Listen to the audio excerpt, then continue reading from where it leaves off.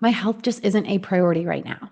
And maybe you've said this before because you were working hard to build your career, or you're focused on raising your family, or maybe you're caring for aging parents, then pouring yourself into their needs. And in your head, your health feels like something that can wait. You tell yourself, I'll get back to it later when things calm down. But let's be honest, does life actually ever calm down?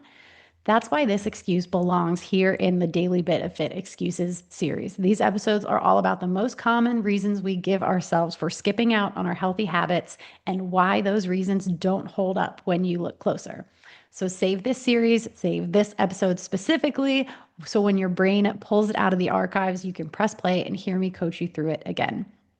So I'm going to argue that your health should always be in the top 3 priorities on your list, because the minute it falls apart, everything else you care about takes a back seat anyway. When you're healthy, you have a million priorities fighting for your attention and your to-do list seems endless. But when you are sick, you have one priority, one thing on your to-do list, and that is to get healthy again. Nothing else matters until you can get your body back on track. And so here's where I'm making my top 3 argument, but I want to try a different approach, because I don't think your health is in competition with your other priorities.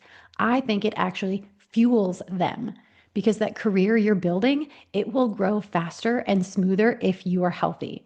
You'll have more energy, you'll have clearer thinking and better decision making, and the stamina to push through the challenges that come your way. Same thing if you're raising your family. Your kids get a better life when they get a healthy, energized version of you. They don't need the worn down, cranky, burned out mom version of you. They want the one who can laugh and play and show up fully. And even when it comes to caring for others, like your parents or a partner, you do a better job when you are well enough to keep up with their needs.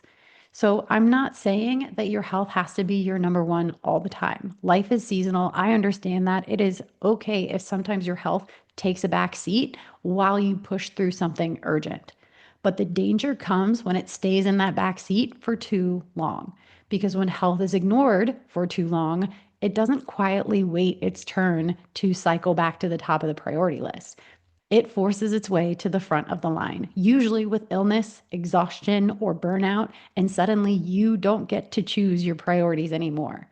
So when you catch yourself saying, my health just isn't a priority right now, I want you to pause and ask yourself, if my health slipped away, what would happen to all these other things that I care so much about? Because the answer is clear. They would all suffer, which means making space for your own health is not selfish. It is essential. It's the very thing that allows you to show up fully for everything else on your list. So that is today's daily bit of fit. Take it and run or walk or stretch. Just go move. That's it for today's daily bit of fit. I'm Coach Mack from Running with Bacon, reminding you that small steps really do add up. Make sure to follow or subscribe so you never miss a bit. And if today's episode hit home, send it to a friend who might need it too.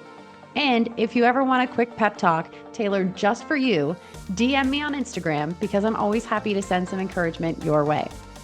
You can find more support and my health coaching resources at runningwithbacon.com, or come hang with me on Instagram for some healthy fun.